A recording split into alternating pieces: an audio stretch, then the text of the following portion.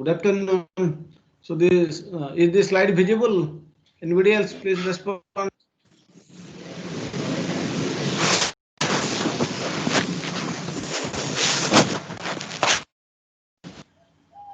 Is this slide visible? Anyone, please respond. Yes, sir. Yes. Okay. So we have seen about this resource allocation. The two steps we have, three steps we have seen. We have also discussed the what should be the probable outcomes of the resource scheduling. So now discuss the remaining part of resource scheduling. So today we'll discuss how resources can be allocated to individuals, how to publish the resource schedule, the cost schedule, and what should be the okay. Last class I have told you that the final result of resource allocation, it can be or it will be a number of schedules, maybe activity schedule, maybe resource schedule, maybe cost schedule. I have already told you that activity schedule, it indicates the plan start date and completion dates for each activity. This can be prepared by using a precedence network or activity plan or activity network. Then I have told another outcome is resource schedule. It says the dates on which each resource will be required and the level of that requirement. I mean the quantity of that requirement. I have already told you resource schedule etc. can be shown by using histograms or bar charts etc. Then one more outcome is left, that is cost schedule. This cost schedule, it shows the planned cumulative expenditure incurred by the use of resources over time. So during the project development time, how many resources you have used, what is the expenditure that you have incurred on the resources, what is the cumulative amount. So it will, the cost schedule, it will show the planned, not the actual, it's normal, the planned cumulative expenditure incurred by the use of different resources during the project development time. So today we have already discussed earlier activity schedule and resource schedule. Today we'll discuss about the cost schedule or regarding the cost aspects of the resources. Okay. Then let's see how to count the cost, how you can calculate the cost, how you can represent the cost incurred. So far we have concentrated on trying to complete the project. How? By the earliest completion date or the earliest finish date with minimum number of staffs. How? By using minimum number of staff, we can finish the job, we can finish the project by the earliest finish time. So but if we'll always follow this thing, if we are trying always to finish the project by the earliest completion date,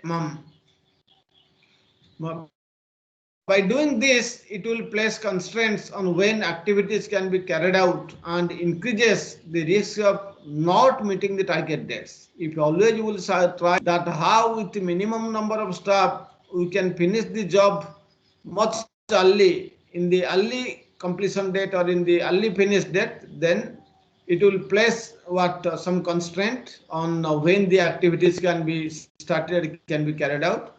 This will also increase the risk of not meeting the target dates. Very often you will miss the target dates. It will meet the risk of not meeting the target dates. So doing this, that means trying to finish the project with a minimum number of staff and at the earliest finish date. By doing this, it will put constraints on when the activities can be carried out, they can be started, and also it will increase the risk of not meeting the target dates or missing the target date. So alternatively, if then we'll try to avoid this. Always you should not try with complete the job with a minimum number of staffs and by the earliest finish date. So what could be the alternatives? Alternatively, the project manager can consider what, hiring more staff, additional staff, or he can lengthen the overall duration of the project. The project is estimated finish date is 15 days. He can stretch it to 20 days. Then also he can avoid this, that with minimum number of staff, always he will not require to finish the project by earliest completion date or earliest finish date. So either he can hire more or additional staff members, or he can stretch, he can lengthen the overall duration of the project. But you know that the additional cost of employing extra staff, it would need to be compared to how much money you are spending by hiring extra staff, and what will the cost of delayed delivery. You have to see if the project date, completion date is little bit stretched, what will the cost, and vis-a-vis what will the additional cost of employing the extra staff. So that should be balanced. Similarly, if the project is not completed by the schedule date, what will the risks? And if that risk is much less, why I shall pay more amount in employing or hiring extra staff if that can be adjusted? So always when you are going for hiring additional staff, you should try to compare the additional cost of hiring the employees or the additional cost of employing extra staff with the cost of delayed delivery, whether this is marginal or it is significant, and whether the increased risk of not meeting the schedule date in terms of monetary, you can convert to monetary values. So what is the comparison? So based on that comparison, you take a decision whether you should go for hiring additional staffs or not. Then let's see allocation of resources to individuals. How the resources can be allocated to individuals. We have already told you earlier that allocating resources and smoothing the resource histograms, they are relatively straightforward. Where all resources of a given type can be considered more or less equivalent. When you are considering that, I have already told you the second step of resource allocation, identify the resource types. So where the resources of a given type, they are all almost equivalent, then allocation is not a problem. Allocating the resources is very much straightforward. Also, you can smoothen the resource histogram easily. You can make it even. Smoothing resource diagrams will be much easy. So allocating resources and smoothing resource diagrams are relatively straightforward, where all the resources of a given type, they can be considered similar, they can be considered more or less equivalent. You can take an example. So when allocating labors to activities in a large building project, you are constructing a very large building. There are different labors, and you want to allocate the labors to different activities. So like bringing the bricks and mixing the cement, or pouring water, those kinds of things. These are different activities. So when allocating labors to activities in a large building project, we need not distinguish among individuals because they may be treated as equal so far as skills and productivity are concerned. So normally these are labor class people. So their skills are almost they are those day-to-day daily labors. Almost whatever work you can give, like digging this holes, or this bending the beams, or this mixing the mixtures, or whatever treatment of water, or whatever that. All the activity everybody can do. So we need not distinguish them, and we can assign any labor to any of the activities. That's what I'm saying here. When allocating labors to activities in a large building project, we need not distinguish among the individuals, and we can treat them. They may be treated as equals so far as skills and productivity are concerned. Normally, their skills and productivity are concerned. We may treat them as equal, and we can we can assign any labor to any of the activities. So in this case, since the resources they are of a given type, they are more or less equivalent. So allocation of the resources to the different activities is very easy, very straightforward, and hence smoothing the corresponding resource histogram will be also straightforward. But the problem, this is not the case with the software. We require different types of personnel. Requirement analysis, design, coder, tester. So their skills are different. Their experience is also different. Their the different what they will do, their scope is different. So we cannot assign a tester to a coding activity, or we cannot assign a coder to a design activity. So for software or software projects, the scope of the work is different. That's what I'm saying, ma'am. But this is not the case with the software projects. Due to the nature of the software development, the skill and experience of the employees, the skill and experience of the staff members, they will play a significant role in determining the time taken and quality of the final product. So which activity to which activity, which type of manpower you will assign, that will different because their skill and experience different. So since the skill and experience they are different, so in this or because the nature of software is different, because the nature of the software development different, so skill and experience, okay, because of the nature of software development, the skill and experience of the manpower, they play a significant role in determining the time that will be taken by the project and what will be the quality of the final product. Usually here the project managers should allocate individual members of staff to activities as early as possible. So here what will there? We have to allocate what? The individual members to the different activities, not as a group or randomly any person I cannot allocate to any activity. So here that's why usually the project managers, they should allocate individual members, not group of members, individual members of staff to different activities, and when as early as possible. You should try to allocate them as early as possible before the activity starts. Now let's see what are the factors which will affect the allocation of individual to tasks or the activities. What are the different factors? They will affect allocation of the individual staff members to different activities or tasks. These are the factors which may affect the allocation of individuals to tasks. Number one is availability. The project manager must know whether a particular individual will be available when required or not. Already you have made a plan, but that staff member is not available. He has gone on leave, or he is having some other work, or he is assigned to some other project. So the project manager must need to know whether a particular individual will be available when required. Then comes criticality. Critical means allocate the more experienced personnel to activities lying on the critical path. We know critical activities means the activity lying on the critical path. They are very much critical. If one day delay will be there, then the whole project will be delayed. So always try to allocate more experienced personnel, senior personnel to activities which are lying on the critical path.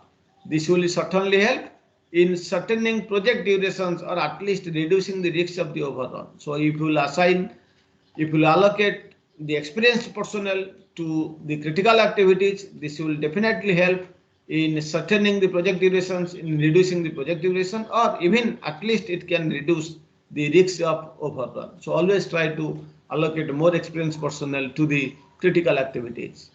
Next one is risks. This is also another important factor which may affect allocation of individuals to different tasks or different activities. So you identify the activities possessing greatest risks. So in your project, what are the activities? Some of the activities are very risks. Some of the activities, they have very less risks. So you identify the activities having the greatest risks and know the factors influencing them. Which factors are influencing these activities? It will help to allocate this staff. It will help you to allocate this staff. What you do, again the same principle, who are most experienced staff, you allocate them to the highest risk activities because they have experienced with these types of problems in the past projects. So allocate most experienced staffs to the highest risk activities. Okay, this will reduce the overall project uncertainty. So if you will assign the experienced staff members to high risk activities, then this will definitely reduce the overall project risks, the overall project uncertainties. But obviously, when you will go for experienced staff, you have to pay them more. It will be more expensive. Just go to the very specialized doctors. Their charge is very high than the ordinary practitioner. So more experienced staff, they are usually more expensive. Another important factor is training. So it will benefit the organization if junior staff are allocated to non-critical activities. I have already told you, allocate senior staff members, experienced staff members to critical activities, and now you can assign the remaining staff members, the junior staff members, to the non-critical activities, where there will be sufficient slack time for them to train and develop skills. So non-critical activities, in case of non-critical activities, there is sufficient slack time is there, free time is there, float time is there. So this float time or the slack time, the junior staff members can use to get training and develop their own skills. Okay. There can even be direct benefits to the particular projects, since some cost may be allocated to the training budget. So you can allocate some more fund cost to the training budget, that will be also beneficial to the particular project. And the last one I think is team building. So the selection of the individuals must also take account of the followings. When you are assigning individuals to different tasks or different activities, please consider the following things. What? Final shape of the project team. What should be the structure of the project team? That you must take into account. In some of the subsequent classes, we'll discuss the possible structures. One is the chief programmer team. Only one is the head. All other programmers should report the chief programmer. Another is democratic. All are equally powerful. They can communicate among themselves. Another is a mixed one. So while you are allocating individuals, see what kind of team structure you are going to follow. Chief programmer based, where only one person will be the boss. And democratic, all are equal. Mixed, it's a hybrid model of chief programmer team and democratic team. So that will also, you have to consider what is the team structure that you have to consider while allocating the individuals to the different tasks. Similarly, the way they will work together, in which the team, the staff members, they will work, whether they will want to communicate with each other or they will report to their immediate boss, etc. The way they will work together, that also you should consider. Accordingly, you should assign persons. If you are going for chief programmer team, always you should put the most senior most person, the most experienced person as the boss. All others should report. So while allocating the individuals to tasks, also you should see the team structure. Also you should consider the team structure for that project. Okay.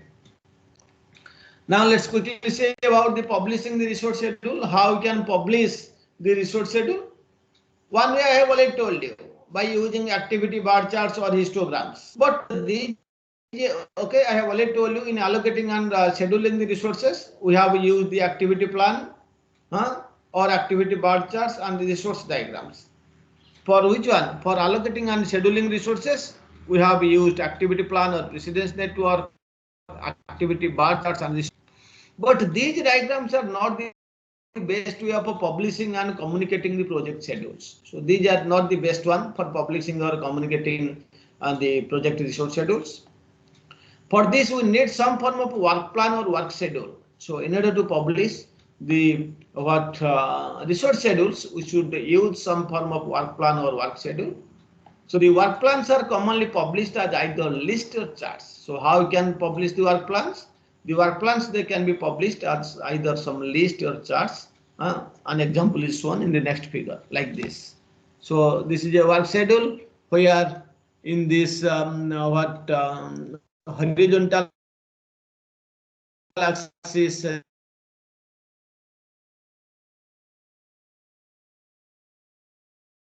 the planned time is shown, maybe in the persons. And what is the each one? So Belinda is responsible for specifying module B, specifying module C, design module C, system integration. Tom is responsible for specifying module D, design module D, and design module B, like that. And how much time they will take. So this specify module B, it will take maybe after 7 weeks up to 10 weeks. Specify module C, it will take time maybe after 10 week up to say 15th week, like that. So in this way, you can represent the work schedule where the resources are shown, manpower are shown, their activities are shown, and what will the schedule, how much time they will take, that will also shown. So this is one of the normally usually this is one of the popular used tool or presentation or form for representing the work schedule or the resource schedule. Then we'll come to the cost aspects. How can we represent the cost aspects? So cost schedule, we have to use the term cost schedule to represent the cost aspects. The cost schedule, it shows the weekly or monthly cost over the life of the project. Okay.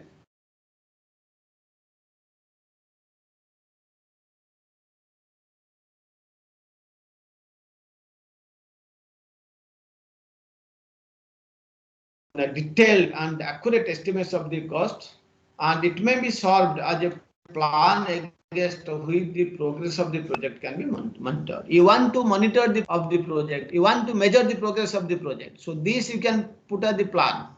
This cost schedule, it can be plan. This will solve as a plan against which you can measure, you can monitor the progress of the project. Calculating the cost associated with the project is straightforward, where the organization has standard cost figures for staff and other resources. So while you are calculating the cost, this will be quite easy. This will be quite straightforward, where the organization has the standard cost figures for the staffs and other resources, because they are established organizations. So what is the like salary, what is the overhead cost, what is the electricity charge, what is the room rent, etc. Already standard cost figures are there for years together. So calculating cost is straightforward, where the organization has very standard cost figures for staff and other resources.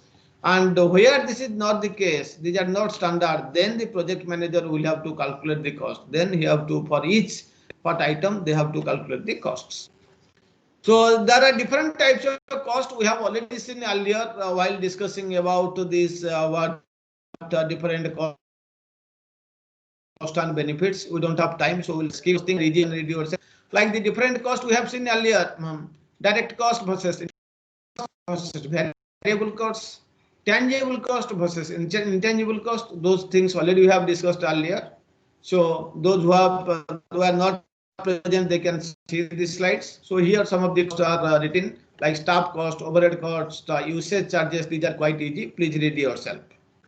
So this is an example of a cost schedule. As I have already told you, cost schedule, it shows what? It shows the weekly or monthly cost over the life of the project. So you see in this schedule, it represents the weekly or the monthly cost. So in the x-axis we have taken the week numbers, and the y-axis we have taken the estimated weekly cost. Please see, this is the estimated weekly cost, or the planned week cost. So I have already told you overheads, no answer is fixed. It's a fixed cost. It's not a variable cost. And while the staff cost, normally it will vary, because during different phases of the project, you have to hire different number of staffs. So maybe for the initial first few months, you are doing only specification, so less amount of cost is required. It's constant. Then you have to use design, which may require very huge. Then you have to code, maybe a little bit less.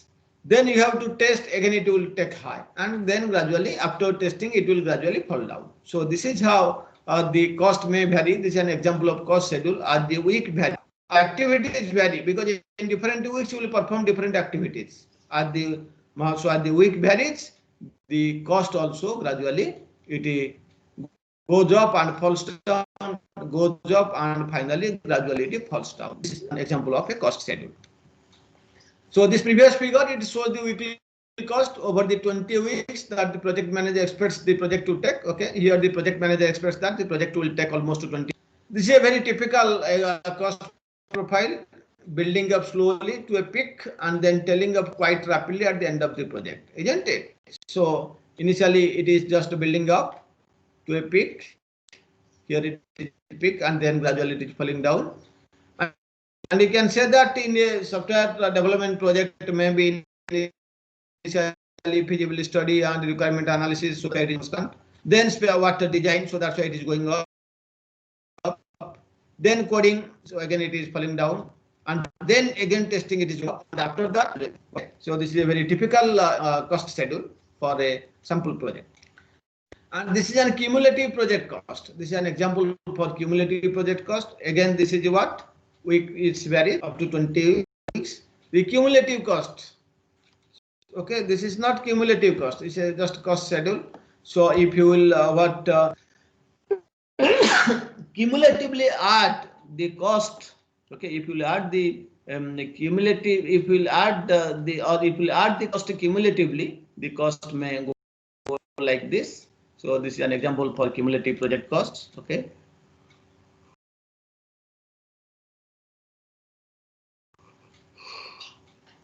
What diagram in X we have taken y-axis we have taken the cumulative cost in terms of rupees or dollar.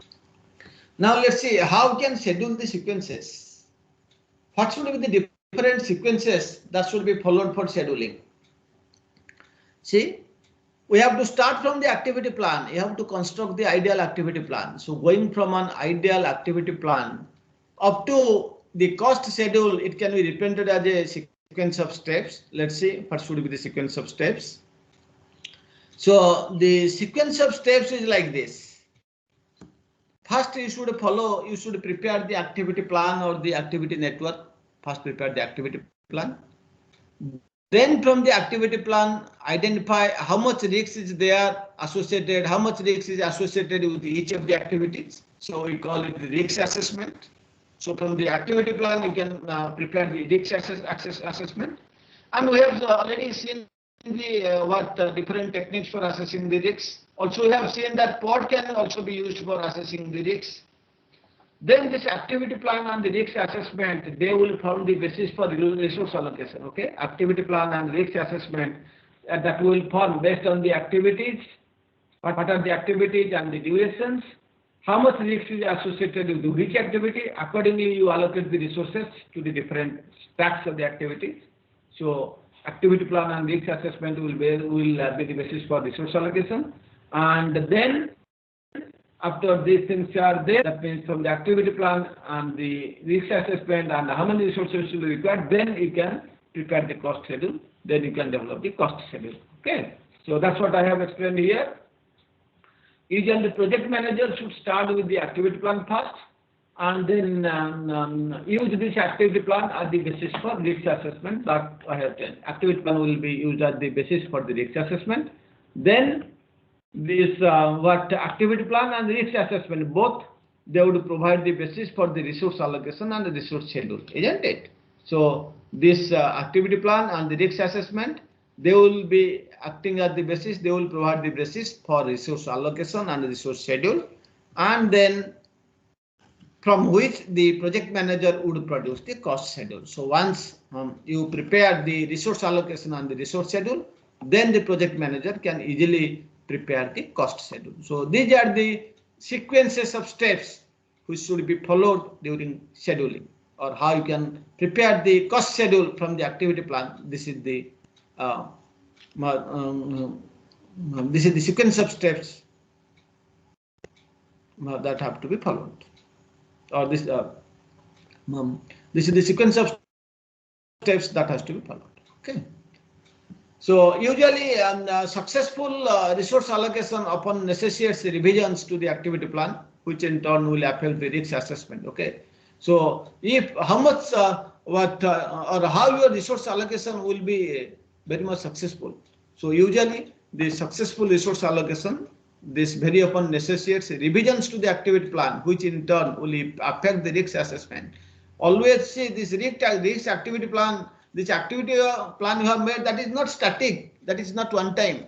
As the project progresses, you have to revise this plan, because there may be some changes in between. So you have to revise this activity plan, and if you are changing the activity plan, of course, this risk will be affected, the risk assessment will be affected. So accordingly, you have to handle this. So that's what I'm saying. The usually the successful resource allocation, this necessitates revisions to the original activity plan, which in turn may affect the risk assessment. Similarly, the cost schedule might indicate the need to reallocate resources or revise any activity plans. See, that's why I have made it bidirectional. The cost schedule, you have prepared some cost schedule, but suddenly you see there's a shortage of funds, or you are getting more funds. So depending upon the availability of the cost, you can change the resource allocation. You can either cut down the number of manpowers or you can increase the number of manpower, and accordingly the activity you have planned that might also require some change. So that's why these are all bidirectional.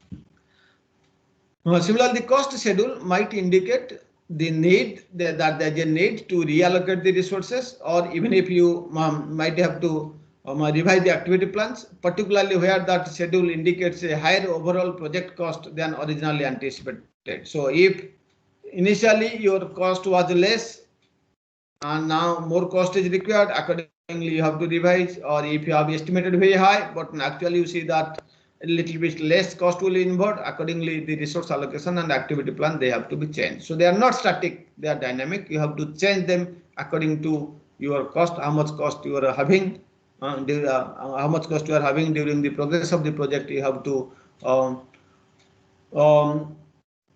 revise the activity plan and resource allocation plan. When you are revising the activity plan, there might be a need to revise the risk assessment.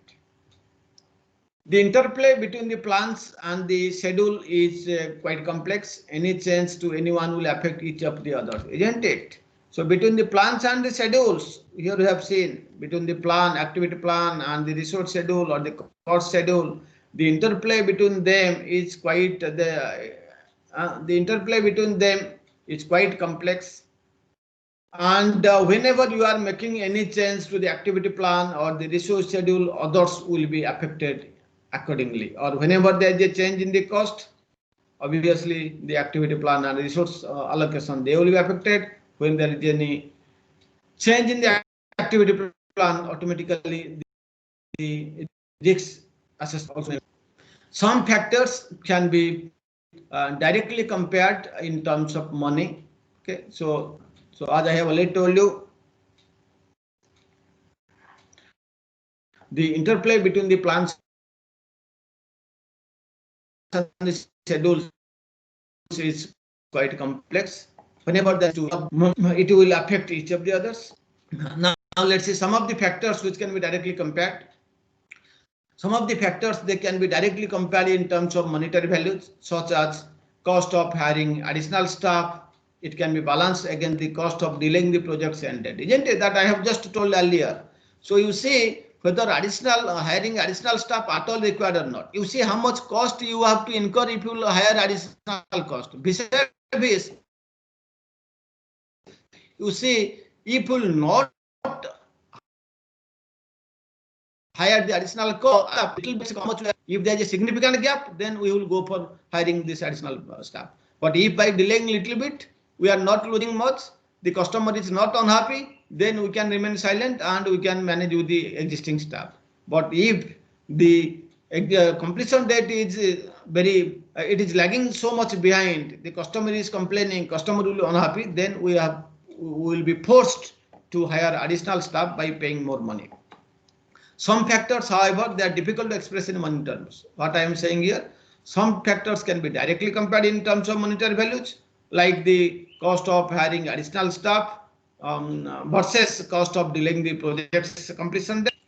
Some factors, however, they are difficult to express in monetary terms. For example, the cost of an increased risk and will include an element of subjectivity. Suppose the example is I am saying that some of the factors, they are difficult to express using or in monetary terms. And example here, we have taken the cost of an increased risk.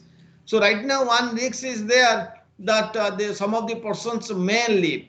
But if that person will leave in between, what will be the loss? How much will suffer? That is very much difficult to express in terms of monetary terms. So in this case, the project manager has to include an element of subjectivity. He has to use his subjective knowledge to evaluate this thing. Okay. While good project planning software will assist greatly in demonstrating the consequence of change and keeping the planning synchronized, successful project scheduling is largely dependent upon what skill and experience of the project manager. Please remember, the project scheduling, it is highly dependent on what is the skill and what is the experience of the project manager in juggling the many factors involved. All right, very simple, that you can read yourself. While good project planning software, see there are many what softwares available for project planning. Like some of the softwares we have seen for scheduling, like your Gantt chart project, Project Libre, and so many. So while these good project planning software, they may assist you or they may assist the project manager greatly in demonstrating what will the consequences and keeping the planning synchronized. But still then, the successful project scheduling, it is largely dependent on what? It is largely dependent upon the skill and experience of the project manager in juggling the many factors involved. So this is a little bit about this resource management or resource allocation. Okay. This is all about this resource allocation.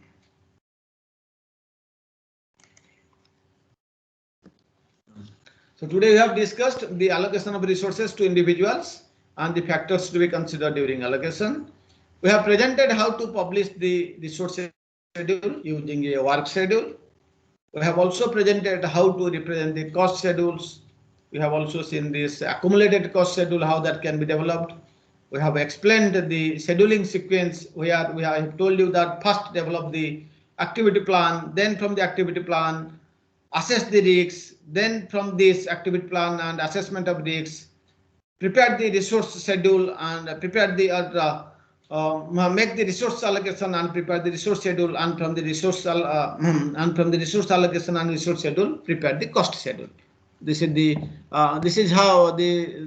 sequence of steps for scheduling. Here also I have already told you that if you're changing one, if you'll change any one of the steps, that will affect some of the other steps. So this is what is about this resource allocation. Okay. So mainly this thing we have taken from what this one, that this first author, software project management. In the first class, I mean this day before last class, we have discussed about these requirements like hardware requirement, software requirement, and this support. I mean the requirement of resources that I have taken from this middle book, and this by J. Henry, and some of the fundamentals of this resource handling or this risk management are there in fundamentals of software engineering book by Professor Rajiv Mall. Okay, this is available in Rajiv Mall's book. This is very all about your resource allocation. Other things are there in books and internet sources. You can see this is something about resource allocation. Thank you very much. Now let's take up any questions regarding these three classes that we have taken on resource allocation. Yes, any questions on resource allocation?